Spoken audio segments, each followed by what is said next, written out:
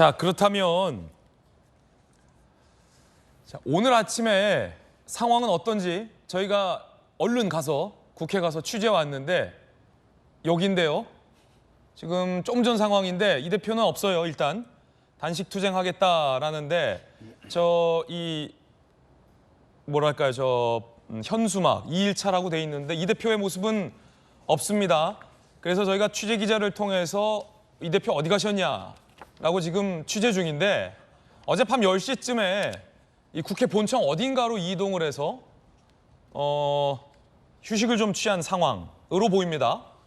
아직은 지금 보시는 것처럼 이 대표의 단식 투쟁장 천막에는 이 대표가 없습니다. 이 통상 단식 투쟁하면은 이 노숙 단식 투쟁에서 저기서 이제 뭐 잠도 주무시는 분도 계시고 그런데 이제 아직은 뭐 이 대표가 잠을 잔 것 같지는 않습니다. 저기서 밤에 다른 곳으로 이동을 했다라는 것만 확인됐고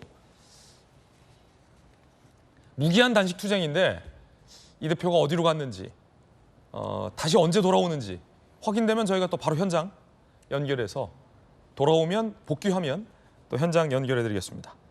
이게 약간 이동식 단식? 저 이런 단식은 처음 봐요. 신개념의 단식인지 모르겠어요. 주인은 온데간데 없고 현수막만 자리를 지키고 있네요.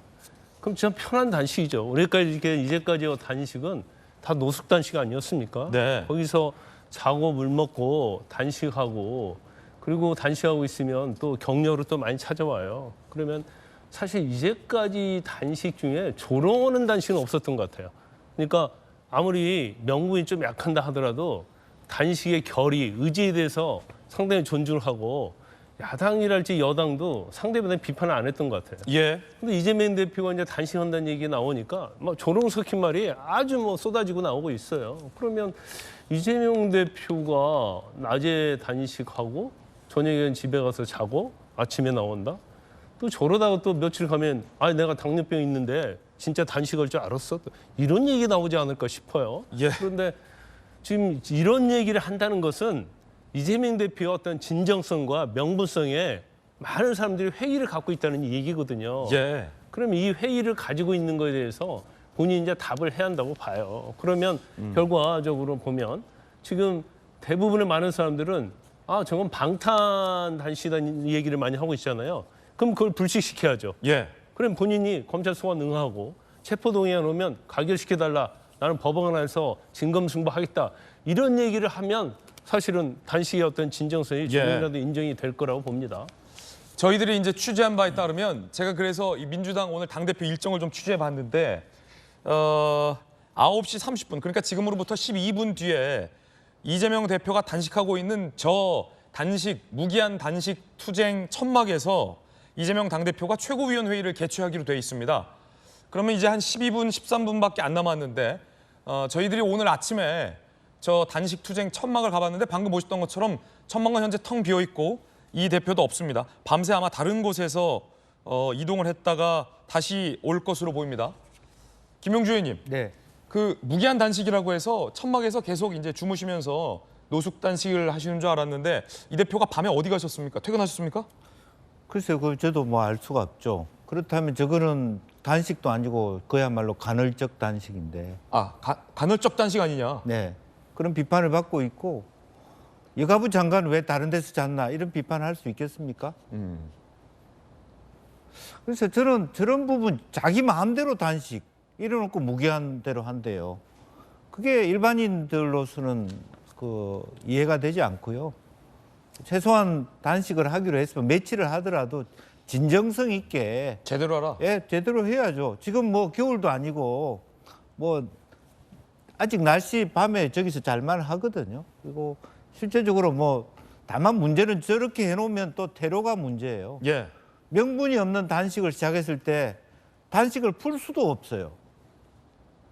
참 어려운 부분인데 그냥 내 잡아가라 이런 것밖에 말이 안 되는 그런 부분이라서 저는 처음부터 방법이 잘못됐고 또 당에서도 그 부분은 안 된다. 지금 정기국회에 몰입해야 된다.